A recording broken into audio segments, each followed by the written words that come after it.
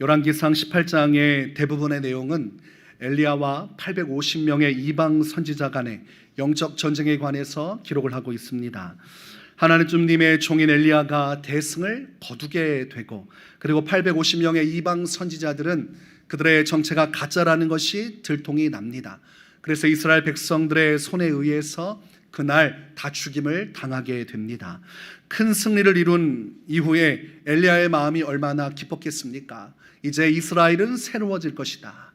이제 이스라엘은 하나님만을 섬기는 백성이 되고 오직 하나님의 나라가 될 것이라고 기대를 하게 됩니다. 그러면서 41절에서 엘리야가 아합에게 이르되 올라가서 먹고 마시소서, 큰 비 소리가 있나이다 라고 이야기를 합니다. 이것은 엘리야가 예측하고 있는 기상 변화에 관한 것이 아니라 하나님께서 하신 말씀에 대한 믿음을 가지고 선포를 하고 있는 것입니다. 열왕기상 18장 1절을 보면 너는 가서 아합에게 보이라, 내가 비를 지면에 내리리라 라고 하나님께서 이미 약속하신 말씀이 있었습니다. 그러니까 하나님께서 이제 아합에게 가면 그 후에 비를 내려주신다는 약속의 말씀이 있기 때문에 지금 이제 850명의 이방 선지자를 다 죽여서 거룩한 백성으로 이스라엘 백성들을 이제 세우고, 그러고 나서 이제는 하나님께서 하늘 문을 여셔서 비가 내리게 하실 것을 기대하는 마음으로, 믿는 마음으로 이런 말을 건넨 것입니다. 하나님께서는 이스라엘 지역에 가뭄의 때를 주셨는데 그것이 3년 6개월이었습니다. 하나님께서 하늘의 문을 닫아버리셨고 그래서 누구도 비를 볼 수가 없었습니다. 그것은 이스라엘 백성들의 죄악 때문인데, 첫 번째는 아합과 이세벨이 앞장서서 이방 우상들을 숭배하는 죄악을 저지른 것이요, 두 번째는 그들이 이렇게 악한 행위를 할 때에 그것에 부합해서 순종함으로 이방 우상들을 섬기는 것에 합세한 이스라엘 백성의 죄 때문이라고 할 수가 있겠습니다. 그래서 하나님은 그 죄악으로 인해서 하늘의 문을 닫아버리셨습니다. 그리고 어떠한 말씀도 하지 않으시고 굳은 하늘에서 비 한 방울 떨어지지 않게 했지만, 이제는 하나님께서 긍휼과 자비를 베풀어 주셔서 하늘에서 비가 쏟아지게 하실 계획을 갖게 된 것입니다. 그 당시 얼마나 가뭄이 심했는지 우리가 잘 알고 있는 사르밧 과부의 모습을 통해 알 수 있습니다.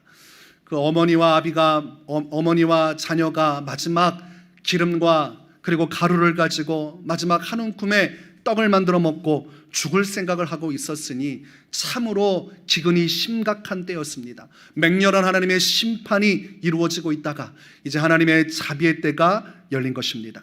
하나님이 한 번 더 이스라엘을 긍휼히 여겨주시기로 작정한 것입니다. 그래서 엘리야를 통해서 850명의 이방 선지자가 얼마나 헛된지를 깨닫게 하시고 이제 그들이 회개하고 주께로 돌아올 수 있는 길을 열어주시고 그들이 살 수 있도록 하늘의 문도 열어주신 것입니다. 그것을 통해서 우리는 무엇을 알 수 있습니까?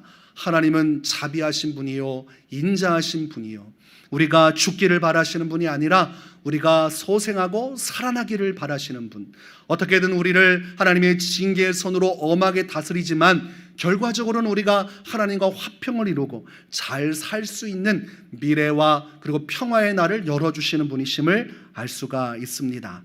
엘리야는 이렇게 아합 왕에게 기쁨의 소식을 전하고 나서 오히려 자신은 갈멜산 꼭대기로 올라갑니다. 42절을 보니까 아합이 먹고 마시러 올라가니라. 엘리야가 갈멜산 꼭대기로 올라가서 땅에 꿇어 엎드려 그의 얼굴을 무릎 사이에 넣고 라고 말씀하고 있습니다. 엘리야는 갈멜산 꼭대기에 올라가서 그때로부터 기도를 시작을 합니다. 아합은 먹고 마시러 갔지만 엘리야는 기도를 하고 있어요. 오직 하나님께서 약속하신 그 말씀이 성취될 수 있도록 그 일을 위해서 기도를 하고 있습니다. 기도하는 자세를 보니까 그는 무릎을 꿇을 뿐만이 아니라 무릎 사이에 상체를 아예 굽혀서 머리가 무릎 사이에 들어갈 정도로 그렇게 간절히 하나님 앞에서 기도하고 있습니다. 이것은 철저한 복종의 자세요, 낮아짐의 자세입니다. 하나님께서 약속하신 대로 이제 이스라엘에게 자비를 베푸사 큰 비의 소식이 있게 하여 주시옵소서. 하나님이 말씀하신 바가 이루어지도록 엘리야가 갈멜산 꼭대기에서 간절히 부르짖으면서 주님께 기도하고 있습니다. 이 자세만을 보면 그렇게 멋있는 자세는 아니죠. 무릎을 꿇고 온몸을 땅에 머리를 박듯이 조아리면서 아무도 보는 사람 없는 그곳에서 하늘에 계신 하나님께 몸부림치며 기도하고 있는 모습, 그것을 보면서 사람들은 생각할 수 있을 것입니다. 아니, 하나님 안에서 굉장히 위대한 선지자가 왜 저렇게 굴욕적인 모습으로 기도를 하는가? 더 멋있고 경건한 자세가 있을 텐데 왜 저렇게 자신을 비하하듯이 저런 자세로 기도를 하는가? 또 850명과 싸워서 하늘의 불의 응답을 받은 사람인데 아니, 뭐가 부족하다고 저렇게 몸부림치며 기도하고 있는가? 세련되지 못한 그의 모습, 그리고 멋들어지지 않은 비굴한 종의 모습과 같이 하나님 앞에 통곡하며 기도하는 모습을 보면서 마음의 불편함을 느낄 수도 있을 것입니다. 그러나 이 엘리야의 기도의 모습이 우스꽝스러워도 이것은 어리석은 자의 모습이 아니라 하나님을 경외하는 자의 모습임을 우리는 깨달을 수 있어야 합니다. 예수님께서도 항상 하나님 안에서 기도하실 때에 하나님 앞에 엎드려 간곡히 기도하셨어요. 겟세마네 동산에서 주 앞에 온전히 자신을 다 복종시키고 엎드려 간절히 기도하신 분이 예수님이셨습니다. 하나님의 뜻이 이루어질 수 있도록, 하나님의 뜻이 하늘에서 이루어진 것처럼 이 땅 가운데 그분의 뜻이 온전히 성취되기를 바라는 마음으로 주기도문에서 예수님이 하신 그 뜻을 가지고 엘리야가 지금 기도를 시작한 것입니다. 이 기도는 자신을 위한 것이 아니에요. 오직 하나님의 뜻을 위하여, 그리고 죄악 가운데 머무르며 멸망의 길로 가는 이스라엘 백성을 위해서 그는 자신이 먼저 기도의 자리에 나가 주님의 은혜를 구하고 있습니다. 아방은 먹고 사는 문제, 그리고 자신의 육신의 만족을 위해서 그렇게 쉼을 얻기 위해 갔지만 엘리야는 쉬지 않아요. 지금 아합이 쉬어야 됩니까? 엘리야가 쉬어야 합니까? 엘리야가 쉬어야지요. 그 850명과 그 고된 영적 싸움을 하고 얼마나 지쳤겠습니까? 그러나 그는 육적인 것이 우선순위가 아니라 영적인 것이 우선순위였던 사람이었습니다. 로마서 8장 5절과 6절을 보면 육신을 따르는 자는 육신의 일을, 영을 따르는 자는 영의 일을 생각하나니 육신의 생각은 사망이요 영의 생각은 생명과 평안이라고 말씀했습니다. 철저하게 사람은 둘 중에 한 가지를 선택하며 살아갑니다. 내가 육신을 따라 육신의 일에 매여 살아갈지, 영의 생각을 따라 영의 일을 위해 살아갈지. 그러나 어떤 선택을 하든 개인의 자유에 맡길 수 있지만, 그러나 그 결과는 자신이 감당하는 것입니다. 자신에게 그대로 돌아옵니다. 육신의 생각을 따라 자기 자신의 육신의 영화를 위해 살아가는 사람은 사망의 권세를 따라 살아가지만, 영의 생각을 따라 살아가는 자는 하나님이 주시는 생명의 길로 나아가고 그의 심령 안에는 평안이 넘치는 것입니다. 여러분 안에 하나님이 주신 평안이 있고 주님이 주시는 천국의 소망이 가득하다면 여러분은 영을 따라 살아가고 있는 것이요, 여러분의 마음속에 근심과 걱정이 가득하고 하루하루 마음속에 초조함이 더해 간다면 지금 여러분이 걸어가는 길은 아합과 같이 육신의 생각을 따라 걸어가는 길이라고 할 수가 있겠습니다. 오늘날 많은 성도들이 향방을 잃은 자와 같이 살아갑니다. 어디로 가야 할지 몰라서 헤매이다가 세상에 매여 세상의 죄악 가운데 방황하며 살아갑니다. 그렇게 세상적으로 열심히 살아가면 내 삶이 좀 더 윤택해지면, 내가 좀 더 많은 것들을 원하는 것을 성취하면 진실로 행복할 것이라 여기지만 가슴 한 구석에 메울 수 없는 허전함이 존재하고 있음을 깨닫게 되지요. 열심히 일해서 젊은 날 수고해서 나중에 은퇴해서 평생을 먹고 살 수 있는 돈을 마련했어도 마음속에 허망함이 있는 것입니다. 인생이란 무엇인가? 이렇게 살다가 이렇게 죽는 것이 인생이란 말인가? 주변에서 우연치 않은 어떤 사고와 또한 어떤 상황에 의해서 죽는 이들을 보면서 곧 죽음이 다가오는 나의 미래를 그리며 허탄한 마음에 사로잡히지요. 육신의 일을 따라가는 사람은 이 허탄함을 벗어날 수 없지만, 영의 생각을 따라 은혜를 따라 살아가는 사람은 그런 이 육신의 한계 속에서도 기쁨을 누리지요. 내 안에 내주하시는 성령의 은혜, 그리고 하나님이 비춰주시는 영원한 천국의 소망 안에서 어떤 상황이든 어떤 환경이든 그 안에서도 믿음으로 기쁨으로 살아갈 수 있는 은혜 속에서 일생을 살아가게 되는 것입니다. 오늘 엘리야는 그런 사람이었어요. 상황은 어렵고 할 일도 많고 너무나 분주하고 바빠도 하나님 안에서 그 안에 기도의 자리에 나가 주님의 뜻이 이루어지기를 바라는 마음으로 영적인 소망을 가지고 기도하는 사람이었어요. 그러니 그는 육신의 피곤함은 있어도 마음에는 평안이 있고 하나님에 대한 소망이 있고 그 소망 안에서 성령 안에서 오늘 갈멜산 꼭대기에서 하나님의 크신 일을 이루는데 앞장서고 있습니다. 여러분, 왜 오늘 엘리야가 이렇게 기도하고 있는 것일까요? 하나님께서 큰 비의 소식이 있다고 말씀하셨으면 가만히 있으면 알아서 하나님이 비를 내려주실 터인데 왜 엘리야는 굳이 자신이 갈멜산 꼭대기에 가서 이렇게 고개를 땅으로 받고 무릎을 꿇고 몸부림치며 비가 내리기를 위해 기도할까요? 엘리야는 무식한 사람이 아니라 영적인 지혜가 있는 사람이었습니다. 하나님은 하나님의 언약을 그대로 이루시는 것을 원하시는데 그것은 전제가 있습니다. 바로 기도하는 자의 기도를 통해서 하나님은 약속을 성취하신다는 것입니다. 여러분들이 하나님의 언약의 말씀을 받았어도 또는 예언의 말씀을 받았어도 그 예언의 말씀 또한 내게 주신 그 확실한 하나님의 말씀이 이루어지기를 위해서 기도해야 하나님은 그 기도를 통해서 하나님의 언약을 성취하시는 것입니다. 오늘 엘리야가 그 사명을 가지고 있어요. 하나님은 지금 큰 비를 내려주시기 원하는데 누군가는 주님이 은혜와 자비를 내리시도록 기도해야 한다는 것을 알고 있었습니다. 그러니 지금 누가 기도해야 됩니까? 그것을 알고 있는 자신이 기도해야 되는 것이. 그래서 엘리야는 이스라엘 전체의 모든 무거운 짐을 지고 하나님의 역사하실 수 있도록 하나님이 그 언약을 이루실 수 있도록 기도의 산제사로 자기를 드리고 있습니다. 예수님의 삶을 보면 기도의 삶이셨습니다. 왜 예수님은 하나님이신데 기도하셨을까? 하나님 아버지께서 알아서 역사하실 것을 그냥 믿고 편하게 자신의 일을 하시지, 아니면 자신이 하나님이시기 때문에 자신이 원하는 대로 일을 이루시면 되는데 왜 기도하셨을까? 철저히 영적인 원칙을 따라 하시는 것입니다. 하나님 아버지께서는 기도를 통해 일하시니 예수님께서도 그 원리를 따라 자신이 기도하셨고 그 기도를 통해 하나님 아버지께서 역사하시기를 기대하셨으며 하나님은 예수님의 기도를 통해 그 당시에 하나님의 역사를 이스라엘 지역에 부어주신 것입니다. 누군가는 기도하고 있을 때 그곳에 하나님의 역사가 꽃피워지고 그 안에 하나님의 능력이 나타나는 것입니다. 그래서 예수님은 마가복음 1장 35절에 새벽 아직도 밝기 전에 예수께서 일어나 나가 한적한 곳으로 가사 거기서 기도하시더니, 또한 누가복음 6장 12절에 이때 예수께서 기도하시러 산으로 가사 밤이 새도록 하나님께 기도하시고, 항상 기도하셨어요. 새벽에도 기도하시고 밤새워 기도하시고 시간을 내어 기도하시고 예수님의 그 기도의 향기가 하나님께 올라갈 때에 주님이 그 향기를 타고 응답의 역사를 이 땅에 내리실 수 있도록 예수님은 끊임없이 기도의 불을 태워 주 앞에 올려 드렸습니다. 오늘날 성도들이 기도하지 않는 이유는 무엇입니까?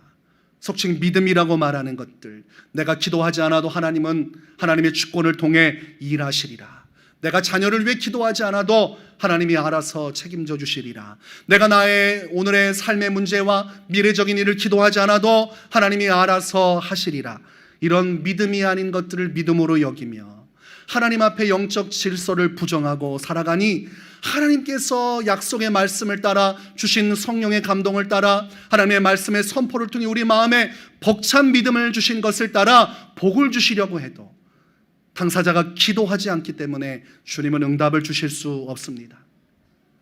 이 영적 원리를 여러분이 덮어버리면 죽을 때까지 여러분은 하나님의 역사를 체험할 수 없습니다. 하나님은 반드시 기도의 통로를 통해서 하나님의 뜻이 하늘에서 이루어진 것처럼 이 땅 가운데 이루어지도록 역사하는 것입니다. 그래서 하나님의 사명을 받은 하나님의 사람들은 항상 기도의 사람이었습니다. 아브라함도 믿음의 사람이라고 말하지만 그는 기도의 사람이었습니다. 요셉은 꿈의 사람이라고 말했지만 그는 기도의 사람이었습니다. 다니엘은 하나님 앞에서 헌신되고 충정된 거룩한 사람이라 말했지만 그는 기도의 사람이었습니다. 역대 하나님의 사람 중에 기도를 통해서 하나님의 역사를 이루지 않은 사람은 없습니다. 그러니 곧 오늘날 우리에게도 똑같은 메시지가 주어지는 것입니다.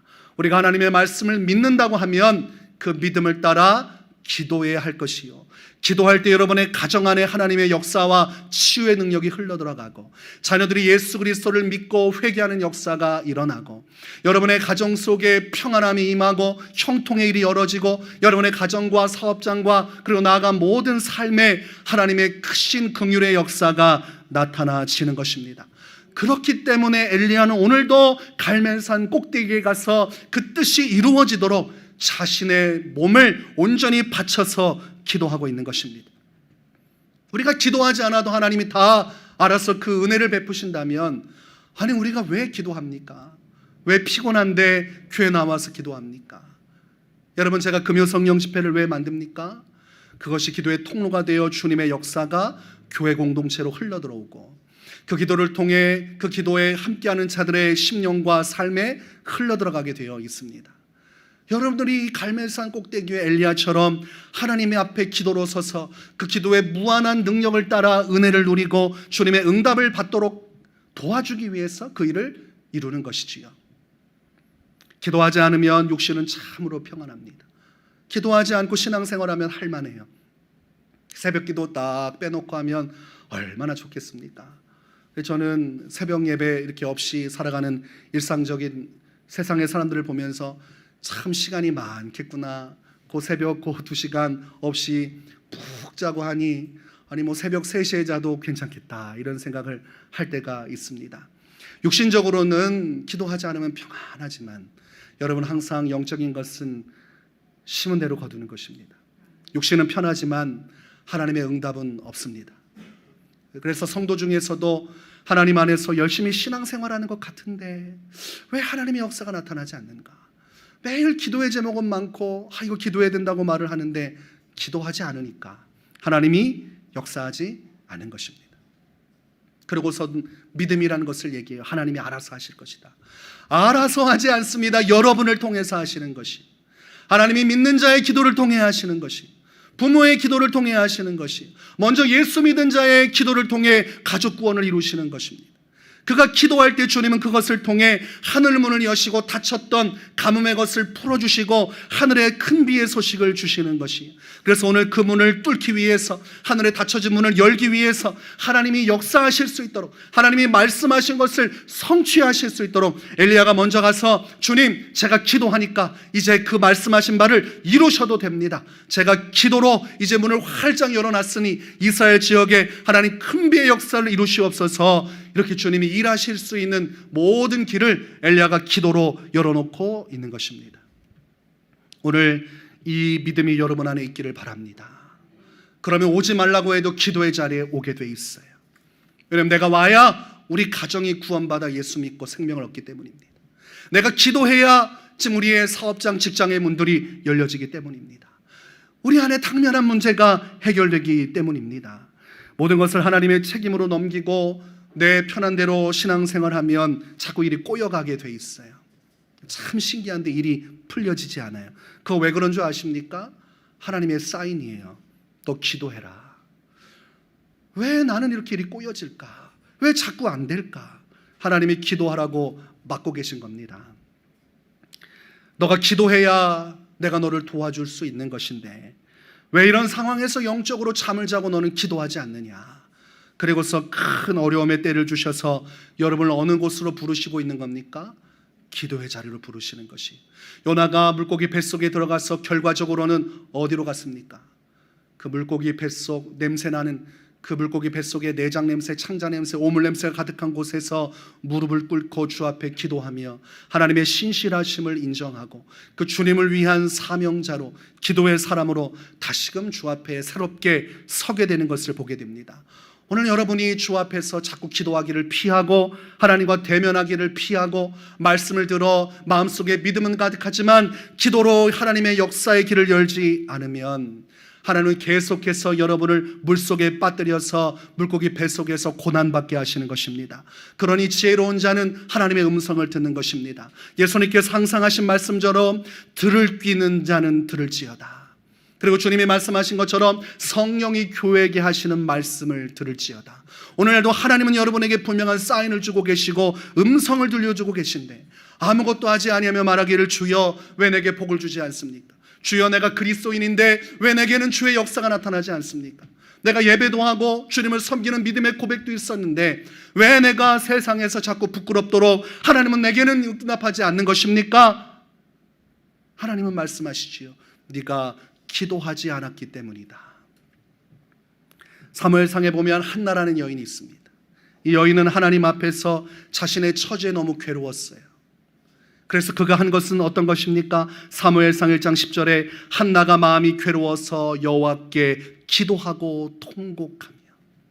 엘리제 사장이 보니까 웬 여인네가 와서 뭐라고 기도하는 것 같은데 중얼중얼.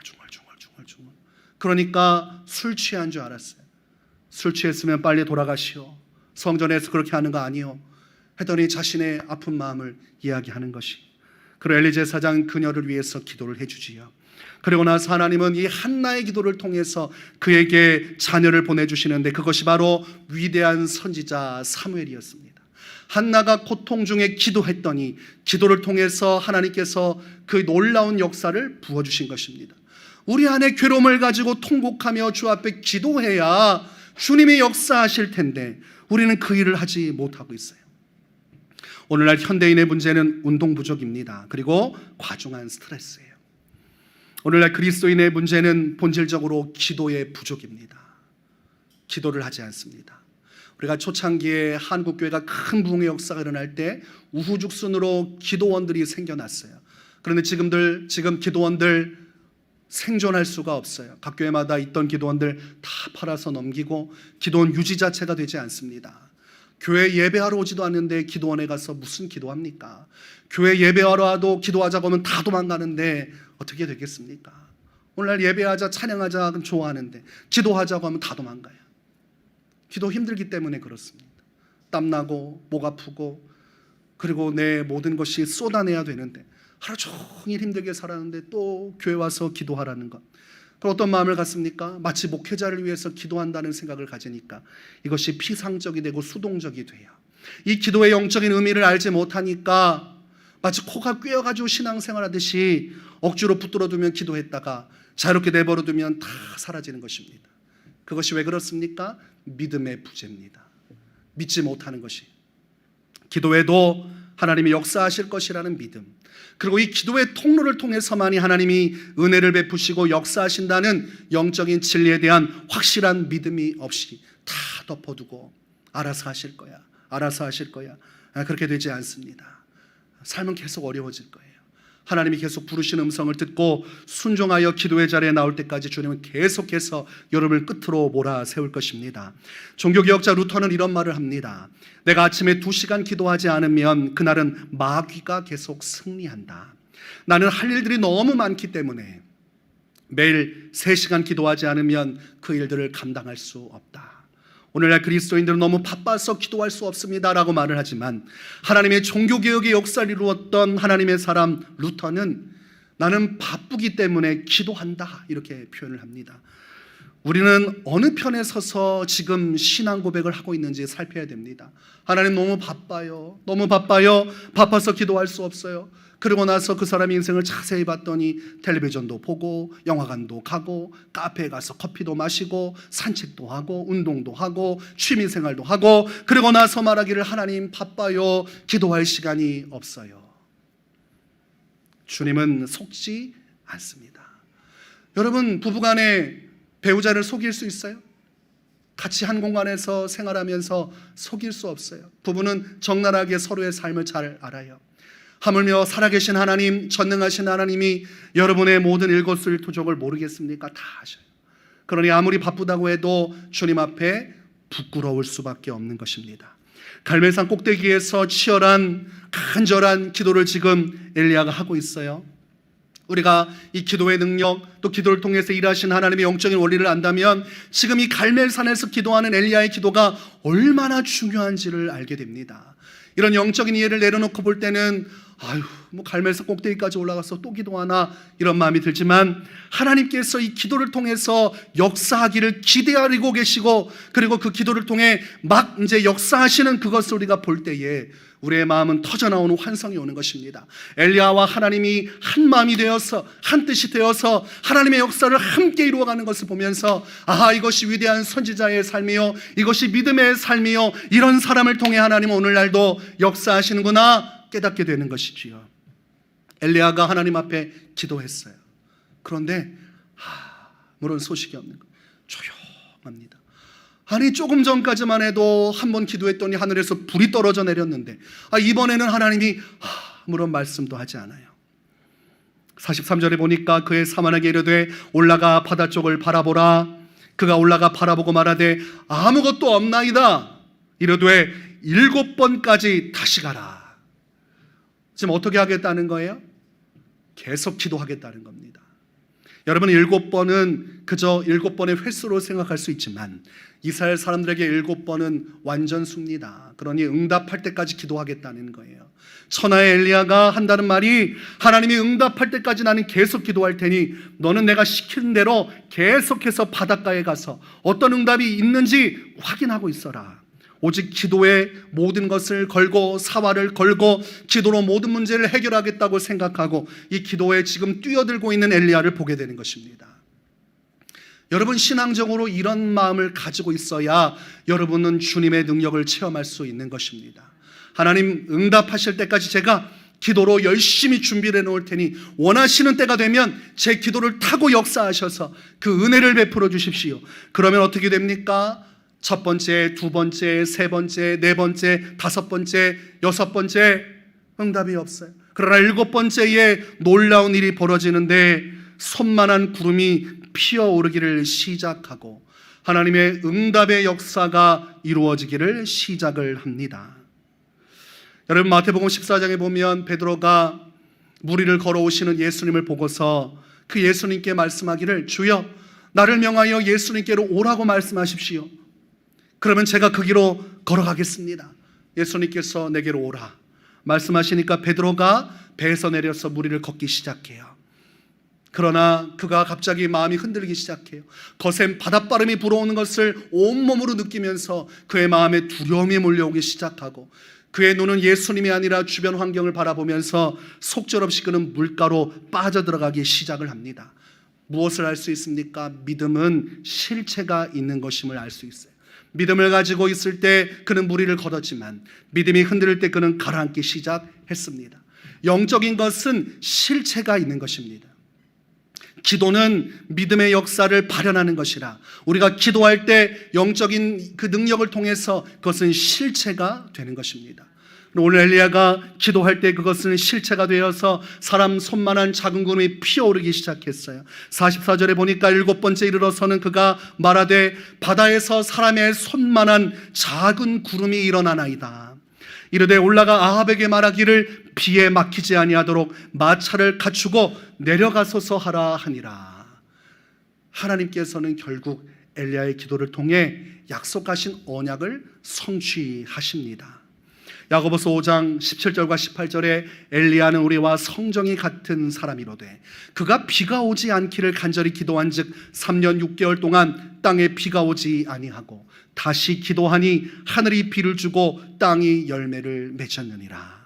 여러분 아주 중요한 것은 우리와 성정이 같은 사람이로되 엘리야나 우리나 별다를 바가 없는 똑같은 하나님의 사람이요 하나님을 믿는 자이지만 무엇이 다릅니까?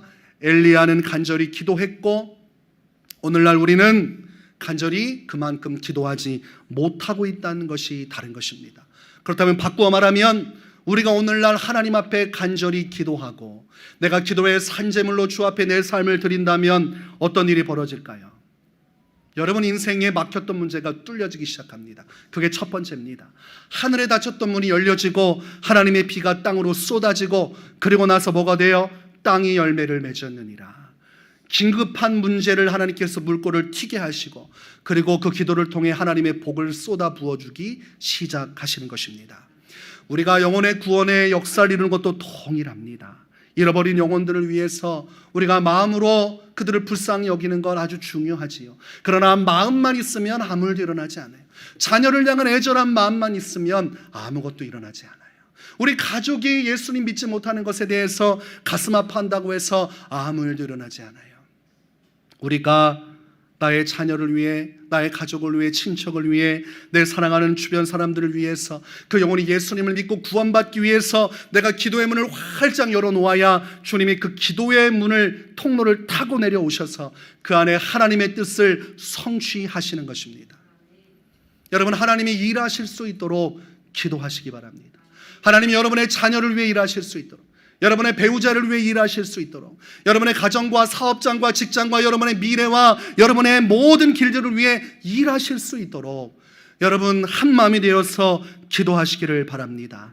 이사야 32장 15절에 마침내 위에서부터 영을 우리에게 부어주시리니 광야가 아름다운 밭이 되며 아름다운 밭을 숲으로 여기게 되리라. 우리가 기도하면 하나님의 영이 임하셔서 그 주님은 강팍한 심령들을 변하여 부드럽고 하나님의 은혜를 사모하는 심령으로 바꾸어 주시고, 예수 믿지 않는 자들을 새롭게 하여 그들이 우리와 같이 함께 주님을 고백하며 주의 나라와 주의 영광을 위해 살아갈 수 있는 하나님의 교회의 진정한 믿음의 사람으로 세워주실 것입니다.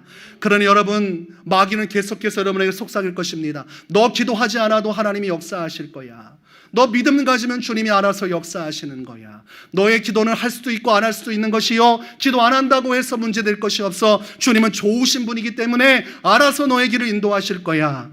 그렇게 오늘날도 마귀는 거짓말합니다. 이단들의 설교를 잘 들으면 그럴듯합니다. 제가 말씀으로 분별하지 않고 그저 평안하게 들으면 빨려 들어가요. 맞는 것 같아요. 그러나 성경 말씀의 기초, 하나님의 진리의 기초, 성경의 창세기부터 요한계시록에서 동일하게 말씀하시는 그 성경의 영적 원리 위에 놓으면 다 거짓말입니다. 마귀는 계속해서 여러분을 속삭이는 거예요. 기도하지 않아도 된다. 기도하지 않아도 된다. 그러나 오늘 성경을 말씀하십니다. 깨어서 기도하라. 성령 안에서 무시로 기도하라. 쉬지 말고 기도하라. 이것이 우리를 향하신 예수 그리스도 안에서 우리에게 주신 하나님의 뜻이니라. 여러분, 우리 기도하기 바랍니다. 하나님의 능력은 한계가 없어요. 그래서 사람이 기도하면 하나님 앞에서 어떤 존재가 되냐면 한계가 없는 인생을 살아가게 됩니다. 내 능력으로는 요 정도밖에 못 살다가 죽는 것이지만, 작은 돌부리에도 넘어져 눈물 짓다가 끝나는 것이 우리네 인생이지만, 우리가 기도의 통로의 문을 열어놓으면 하나님의 역사가 위에서 하나님의 나라에서 이 땅으로 내려오기 때문에 한계가 없는 주의 영광이 임하는 것입니다. 우리 교회가 기도하는 마음을 갖고 한 마음으로 기도한다면, 우리 교회 안에 엘리야와 같은 심령을 가지고 하나님, 제가 기도자가 되겠습니다. 하나님 앞에서 내가 기도하여 하나님의 역사에 부합하는 일을 이루겠습니다. 그 마음을 여러분 가지면 여러분의 인생뿐만이 아니라 우리 교회 안에서도 놀라운 역사가 일어나기 시작할 것입니다. 저는 제가 엘리야와 같은 기도자가 되기를 갈망합니다. 또한 여러분도 그런 엘리야와 같은 심령을 가진 기도자가 되기를 바랍니다. 그래야 이 시대 가운데 주님의 마음껏 복을 주시고 역사하실 수 있는, 오늘날도 기도를 통해 일하시는 주님의 영광이 여러분과 함께 하시기를 주의 이름으로 축원합니다.